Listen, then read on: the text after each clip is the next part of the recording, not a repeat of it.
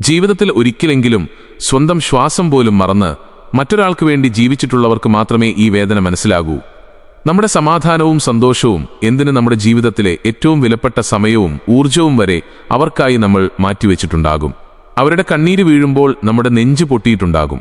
എന്നാൽ കാലം മാറി അവർക്ക് നല്ലൊരു നിലയും വിലയും വന്നപ്പോൾ നമ്മൾ ആരാണെന്ന് പോലും അറിയാത്ത ഭാവത്തിൽ അവർ നമ്മെ മറികടന്നു പോയിട്ടുണ്ടാകും.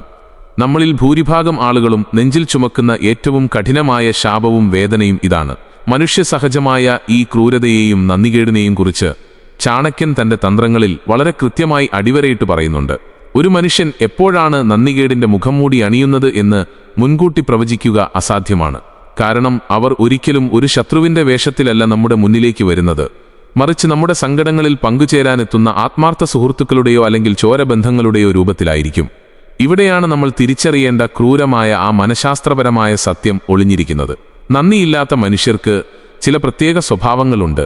അത് തുടക്കത്തിൽ തന്നെ തിരിച്ചറിയാൻ കഴിഞ്ഞാൽ ഭാവിയിൽ നമുക്ക് സംഭവിക്കാനിരിക്കുന്ന വലിയ മാനസിക തകർച്ചകളിൽ നിന്നും ആത്മഹത്യപരമായ തീരുമാനങ്ങളിൽ നിന്നും നമുക്ക് സ്വയം രക്ഷപ്പെടാൻ സാധിക്കും. പലപ്പോഴും നമ്മൾ വിചാരിക്കുന്നത് ആളുകൾ നമ്മളോട് കൂറുപുലർത്തുന്നത് അവരുടെ സ്നേഹം കൊണ്ടാണെന്നാണ്. എന്നാൽ യാഥാർത്ഥ്യം തികച്ചും വിപരീതമാണ്.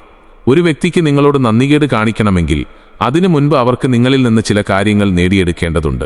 സ്വന്തം ആവശ്യങ്ങൾക്ക് വേണ്ടി നിങ്ങളുടെ കാൽക്കൽ വീഴാനും അവർക്ക് യാതൊരു മടിയുമുണ്ടാകില്ല. എന്നാൽ ആ ആവശ്യം കഴിഞ്ഞാൽ അവർ നിങ്ങളെ തിരിഞ്ഞു നോക്കുക പോലുമില്ല. മനുഷ്യന്റെ മനസ്സെപ്പോഴും സ്വന്തം താൽപ്പര്യങ്ങൾക്കും സ്വാർത്ഥതയ്ക്കും മാത്രമാണ് മുൻഗണന നൽകുന്നത്. ചാണക്യൻ ഇതിനെ വിശേഷിപ്പിച്ചത് പാടത്തെ വിളവെടുപ്പ് കഴിഞ്ഞാൽ കർഷകൻ ആ നിലത്തെ പാടെ ഉപേക്ഷിക്കുന്നത് പോലെ എന്നാണ്. വിളവുള്ളപ്പോൾ മാത്രം സംരക്ഷിക്കുകയും അത് കഴിഞ്ഞാൽ തിരിഞ്ഞു നോക്കാതിരിക്കുകയും ചെയ്യുന്ന കപടമനുഷ്യർ നമുക്ക് ചുറ്റുമുണ്ട്.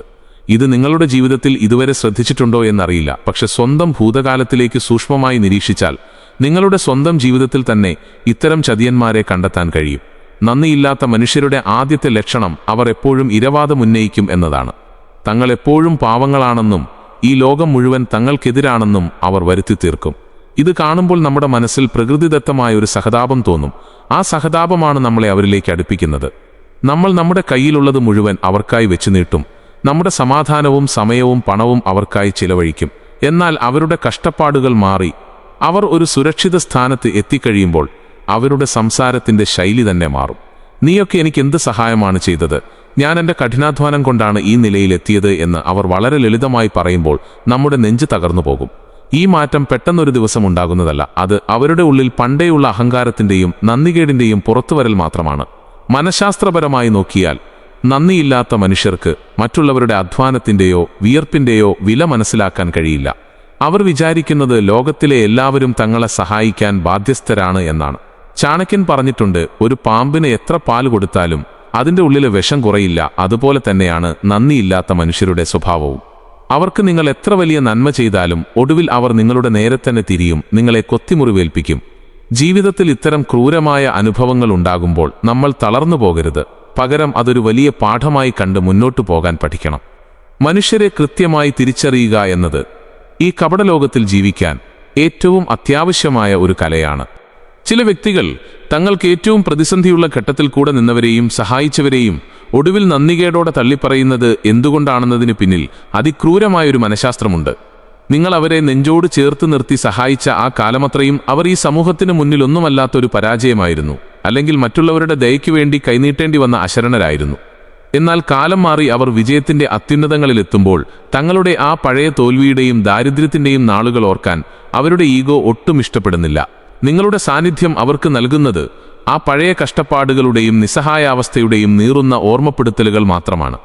അതുകൊണ്ട് തന്നെ തങ്ങളുടെ ആ പഴയ ദയനീയ ചിത്രം ഈ ലോകത്തിന് മുന്നിൽ നിന്ന് എന്നേക്കുമായി മറച്ചുവെക്കാൻ അവർ ആദ്യം ചെയ്യുന്നത് നിങ്ങളെ സ്വന്തം ജീവിതത്തിൽ നിന്ന് ക്രൂരമായി വെട്ടിമാറ്റുക എന്നതാണ്.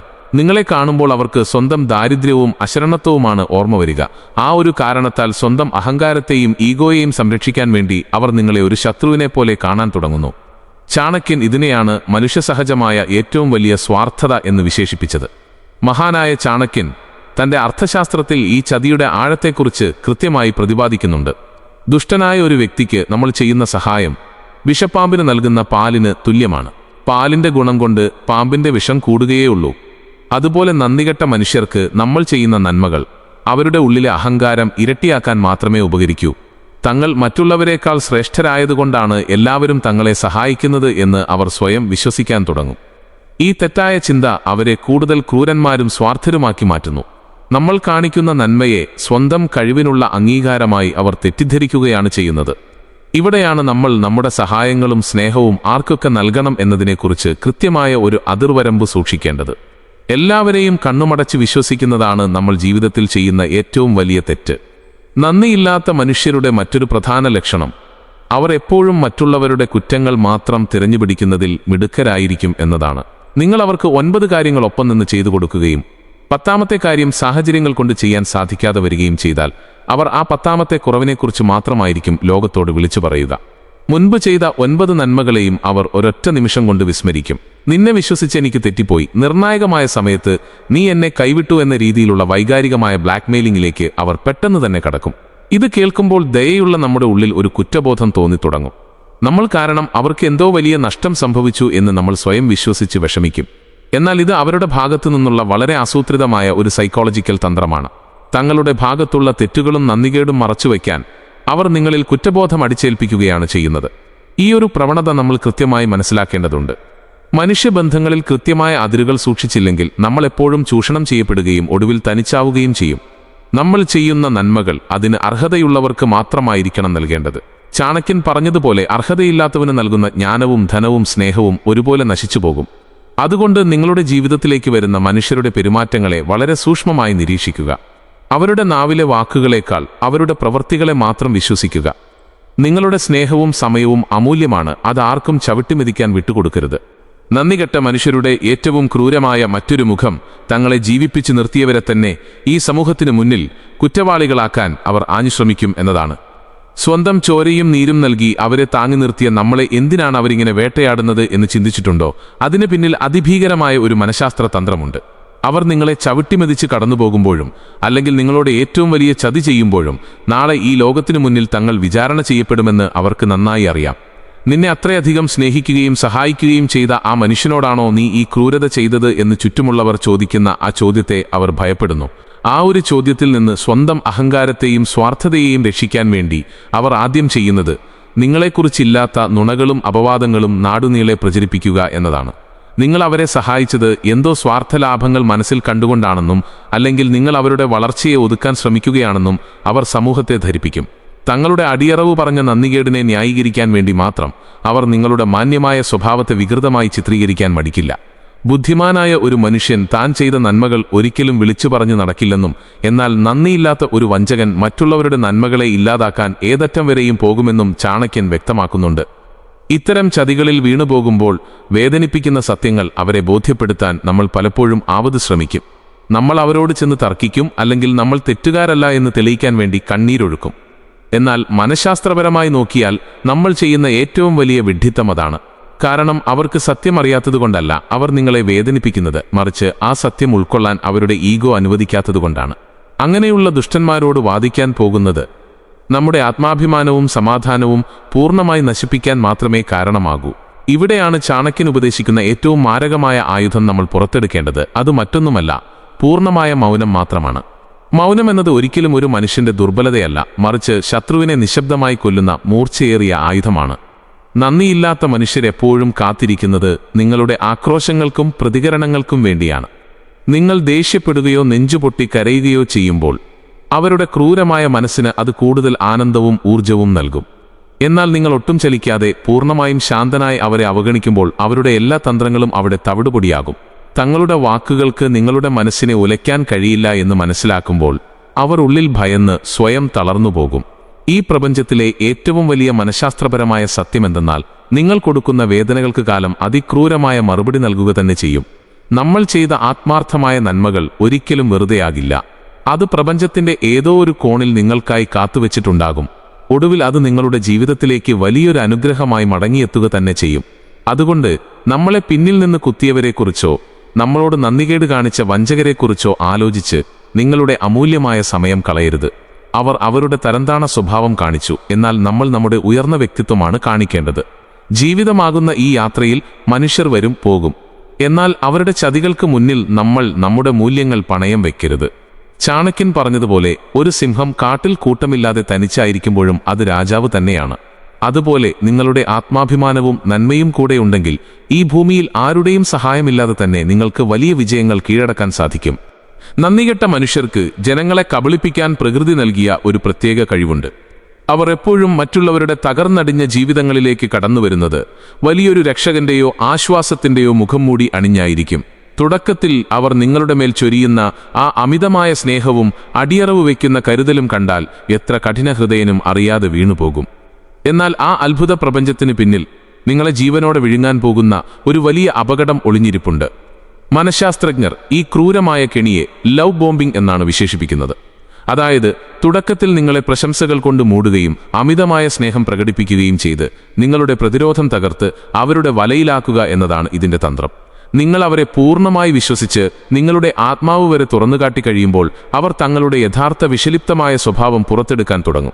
ചാണക്യൻ തന്റെ നീതിശാസ്ത്രത്തിൽ ഇത്തരക്കാരെക്കുറിച്ച് കൃത്യമായി മുന്നറിയിപ്പ് നൽകുന്നുണ്ട്. നിങ്ങളെ അമിതമായി പുകഴ്ത്തുന്നവനെയും നിഴലുപോലെ എപ്പോഴും കൂടെ നടന്ന് മധുരമായി സംസാരിക്കുന്നവനെയും കൺപീലികളെപ്പോലെ സൂക്ഷിക്കുക. കാരണം ആ വഞ്ചനയ്ക്ക് പിന്നിൽ കൃത്യമായി പ്ലാൻ ചെയ്ത വലിയ അജണ്ടകളുണ്ടാകും. ഈ ഭൂമിയിൽ സൗജന്യമായി ഒന്നും ലഭിക്കില്ല എന്ന യാഥാർത്ഥ്യം നമ്മൾ എപ്പോഴും പറയാറുണ്ടെങ്കിലും ചില മനുഷ്യർ നമുക്ക് നൽകുന്ന അമിത പരിഗണനയ്ക്ക് മുന്നിൽ നമ്മൾ പലപ്പോഴും ആ ചിന്ത മറന്നുപോകും. എന്തുകൊണ്ടാണ് ഒരു ബന്ധവുമില്ലാത്ത ഈ വ്യക്തി എന്നോട് ഇത്രയും സ്നേഹവും ദയയും കാണിക്കുന്നത് എന്ന് നമ്മൾ ഒരിക്കൽ പോലും നമ്മളോട് തന്നെ ചോദിക്കാറില്ല.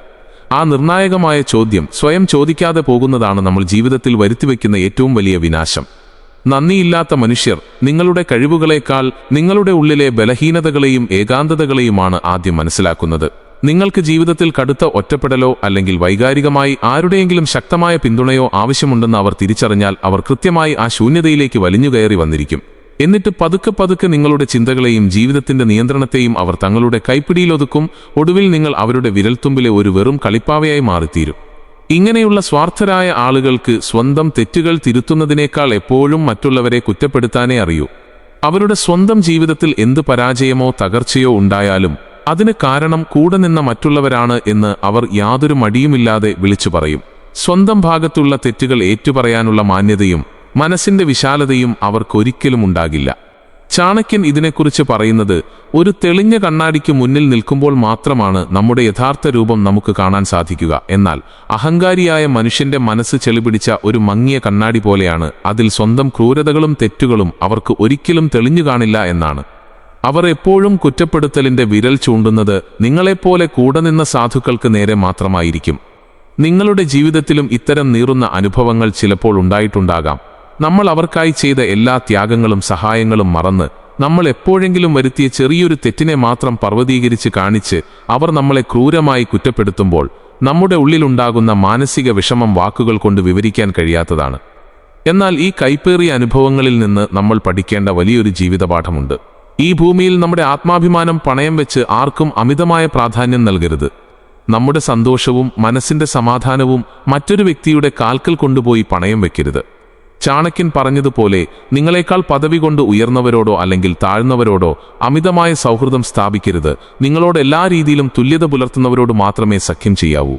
ഇത് കേൾക്കുമ്പോൾ ചിലപ്പോൾ വളരെ കഠിനമായും സ്വാർത്ഥമായും തോന്നാം. പക്ഷെ ജീവിതത്തിൽ വഞ്ചിതനാകാതിരിക്കാൻ ഇത് വളരെ അത്യാവശ്യമായ ഒരു തത്വമാണ്. നിങ്ങളുടെ വ്യക്തിത്വത്തെ മാനിക്കാത്ത, നിങ്ങളുടെ ആത്മാർത്ഥമായ നന്മയെ തിരിച്ചറിയാത്ത, നന്ദികെട്ട മനുഷ്യരുടെ കൂടെ നടന്ന് സ്വയം നശിക്കുന്നതിനേക്കാൾ എത്രയോ ഉത്തമമാണ് അഭിമാനത്തോടെയുള്ള ഏകാന്തത. ഏകാന്തത എന്നത് പലപ്പോഴും മനുഷ്യർ ഏറ്റവും കൂടുതൽ ഭയപ്പെടുന്ന വലിയൊരു ശൂന്യതയാണ്. എന്നാൽ നന്ദികെട്ട വഞ്ചകരുടെ കൂടെ ജീവിച്ചു തീർക്കുന്ന നരകത്തേക്കാൾ എത്രയോ മനോഹരവും ശാന്തവുമാണ് ഈ ഏകാന്തത എന്ന് തിരിച്ചറിയുന്നിടത്താണ് ഒരു വ്യക്തിയുടെ യഥാർത്ഥ മാനസിക വളർച്ചയും ആത്മാഭിമാനവും ആരംഭിക്കുന്നത്.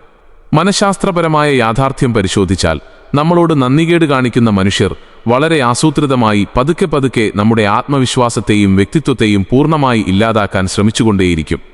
നീ കാരണം മാത്രമാണ് എനിക്ക് ജീവിതത്തിലൊന്നും നേടാൻ കഴിയാതെ പോയത് എന്ന തരത്തിലുള്ള വിഷലിപ്തമായ ചിന്തകൾ അവർ നിരന്തരമായി നമ്മുടെ മനസ്സിലേക്ക് കുത്തിവെക്കും. ഈ ക്രൂരമായ വാക്കുകൾ നമ്മൾ തുടർച്ചയായി കേൾക്കാൻ തുടങ്ങുമ്പോൾ ഞാൻ ശരിക്കും അത്രയ്ക്ക് മോശക്കാരനാണോ എന്ന് നമ്മളോട് തന്നെ സംശയിക്കാൻ തുടങ്ങും. ഇവിടെയാണ് ആ വഞ്ചകരുടെ ഏറ്റവും വലിയ സൈക്കോളജിക്കൽ വിജയം ഒളിഞ്ഞിരിക്കുന്നത്. നിങ്ങളെ മാനസികമായി പൂർണ്ണമായും തളർത്തുക വഴി അവർക്ക് നിങ്ങളുടെ ജീവിതത്തിനുമേൽ വലിയൊരു അധിനിവേശവും ആധിപത്യവും സ്ഥാപിക്കാൻ വളരെ എളുപ്പത്തിൽ സാധിക്കുന്നു. മഹാനായ ചാണക്യൻ ഇതിനെ പ്രതിരോധിക്കാൻ വളരെ വ്യക്തമായ ഒരു ജീവിതതന്ത്രം ഉപദേശിക്കുന്നുണ്ട്. നേരിട്ട് മുന്നിൽ വരുന്ന ശത്രുവിനെ വെട്ടിമാറ്റാൻ മൂർച്ചയേറിയ ആയുധങ്ങൾ വേണം. എന്നാൽ കൂടെയിരുന്ന് ചതിക്കുന്ന വഞ്ചകരെ നേരിടാൻ മൂർച്ചയുള്ള വിവേകം മാത്രം മതിയാകും. നിങ്ങളുടെ ജീവിതത്തിൽ നിന്നൊരാൾ നന്ദികേടും വഞ്ചനയും കാണിച്ചിറങ്ങിപ്പോകുമ്പോൾ അവരെ ഒരു കാരണവശാലും തടയാൻ ശ്രമിക്കരുത്. അവർ നിങ്ങളുടെ ജീവിതത്തിൽ നിന്ന് എത്രയും പെട്ടെന്ന് ഒഴിഞ്ഞുപോകുന്നതാണ് നിങ്ങളുടെ ഭാവിക്കും ഉന്നമനത്തിനും ഏറ്റവും നല്ലത്. കാരണം ഇത്തരത്തിലുള്ള വിഷപ്പാമ്പുകൾ നിങ്ങളുടെ കൂടെയുള്ളിടത്തോളം കാലം നിങ്ങൾക്ക് പുതിയ വലിയ അവസരങ്ങളോ അല്ലെങ്കിൽ നിങ്ങളെ മനസ്സിലാക്കുന്ന പുതിയ നല്ല മനുഷ്യരെയോ കണ്ടെത്താൻ ഒരിക്കലും കഴിയില്ല. ഒരു പാത്രം നിറയെ വിഷം കലർന്ന വെള്ളമുണ്ടെങ്കിൽ അത് പൂർണ്ണമായി ഒഴുക്കിക്കളയാതെ അതിലേക്ക് ഒരിക്കലും ശുദ്ധമായ നല്ല വെള്ളം ഒഴിക്കാൻ സാധിക്കില്ല.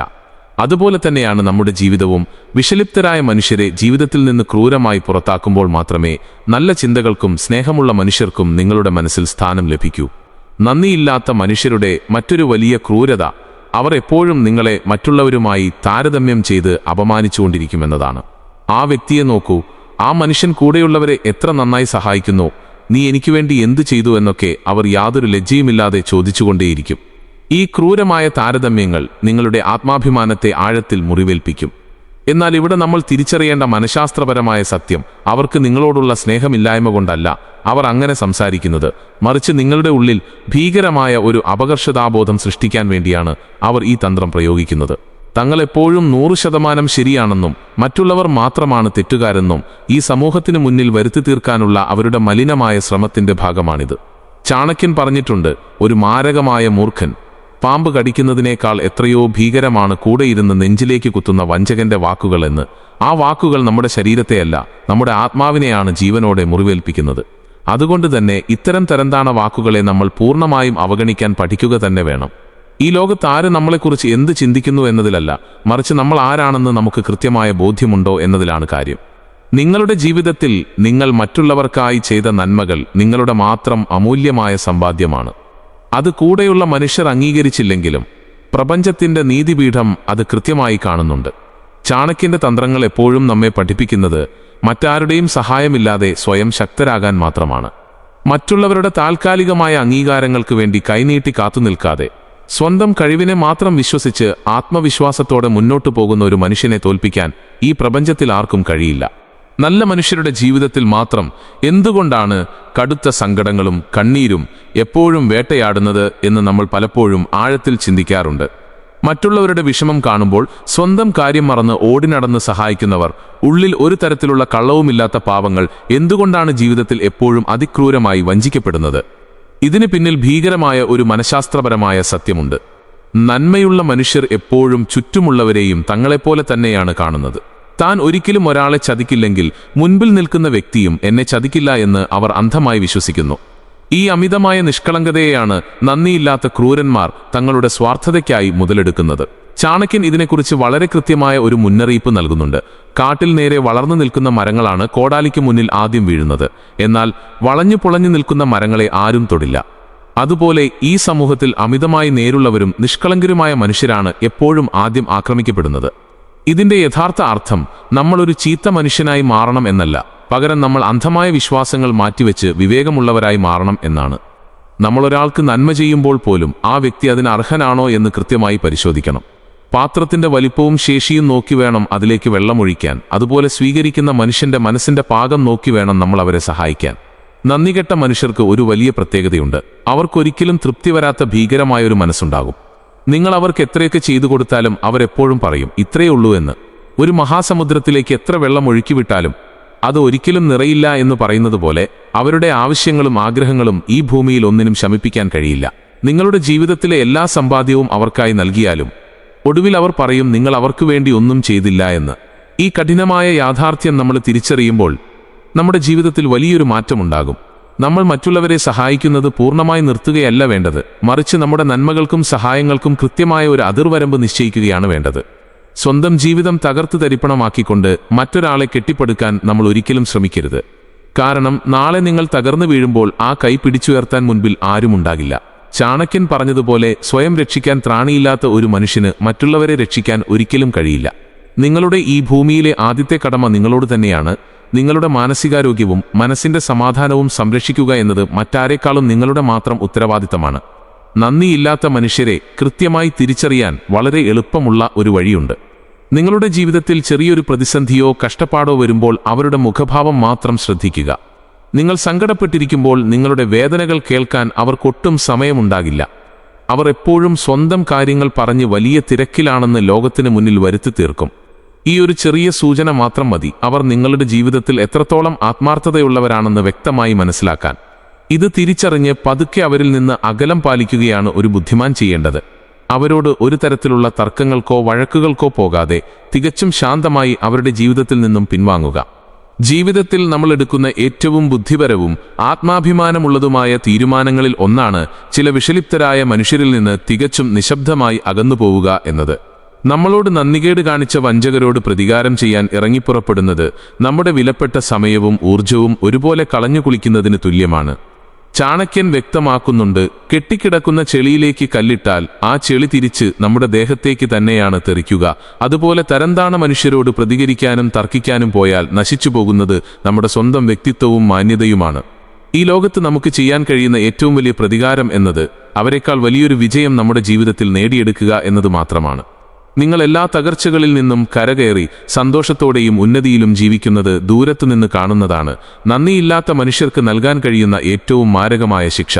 കാരണം അവരില്ലെങ്കിൽ നിങ്ങൾ പൂർണ്ണമായും തകർന്നു തരിപ്പണമായി പോകും എന്നായിരുന്നു ആ വഞ്ചകർ അഹങ്കാരത്തോടെ വിചാരിച്ചിരുന്നത്. മനഃശാസ്ത്രപരമായി കാര്യങ്ങൾ വിശകലനം ചെയ്യുമ്പോൾ ചതിയന്മാരായ മനുഷ്യർ എപ്പോഴും കൂടെയുള്ളവരുടെ തകർച്ചയും സങ്കടങ്ങളും കണ്ട് ഉള്ളിൽ ആനന്ദിക്കുന്നവരാണ്. നിങ്ങൾ കരയുന്നതും നെഞ്ചുപൊട്ടി ജീവിക്കുന്നതും കാണുമ്പോൾ അവരുടെ മലിനമായ ഉള്ളിലെ ഈഗോയ്ക്ക് വലിയൊരു സംതൃപ്തിയാണ് ലഭിക്കുന്നത്. എന്നാൽ നിങ്ങൾ ആ നരകതുല്യമായ സങ്കടങ്ങളെയെല്ലാം അതിജീവിച്ച് നെഞ്ചുവിരിച്ച് പുഞ്ചിരിയോടെ മുന്നോട്ടു പോകുമ്പോൾ അവർക്കതൊട്ടും സഹിക്കാൻ കഴിയില്ല. നിങ്ങളുടെ ആ തിളങ്ങുന്ന ആത്മവിശ്വാസം അവരുടെ അഹങ്കാരത്തിന്റെ നെഞ്ചിലേൽക്കുന്ന വലിയൊരു പ്രഹരമാണ്. അതുകൊണ്ട് നിങ്ങളെ പിന്നിൽ നിന്ന് കുത്തിയവരോടും നന്ദികേട് കാണിച്ചവരോടും ഒരിക്കലും ദേഷ്യപ്പെടരുത്. പകരം അവരോട് മനസ്സുകൊണ്ട് നന്ദി പറയണം. കാരണം അവരാണ് ഈ കപടലോകത്തെക്കുറിച്ചുള്ള ഏറ്റവും വലിയ ജീവിത പാഠങ്ങൾ നിങ്ങളെ പഠിപ്പിച്ചത്. ചുറ്റുമുള്ള ചെന്നായ്ക്കളെ എങ്ങനെ തിരിച്ചറിയണം എന്ന് സ്വന്തം ചോരയിലൂടെ അവർ നിങ്ങളെ പഠിപ്പിച്ചു തന്നു. മഹാനായ ചാണക്യൻ തന്റെ ജീവിതത്തിൽ നേരിട്ട അതിക്രൂരമായ വഞ്ചനകളെയും അപമാനങ്ങളെയും തന്റെ മഹാവിജയത്തിനുള്ള മൂർച്ചയേറിയ ഇന്ധനമാക്കുകയാണ് ചെയ്തത്. തന്നെ പരസ്യമായി അപമാനിച്ച് ഇറക്കിവിട്ട നന്ദരാജാവിനെ ആ മഗധയുടെ സിംഹാസനത്തിൽ നിന്ന് വലിച്ചെറിയുമെന്ന ശപഥം അദ്ദേഹം എടുത്തത് വെറും അന്ധമായ ദേഷ്യം കൊണ്ടല്ല, മറിച്ച് തന്റെ വിവേകവും തന്ത്രവും കൃത്യമായി കോർത്തിണക്കിയാണ് അദ്ദേഹം അത് പ്രാവർത്തികമാക്കിയത്.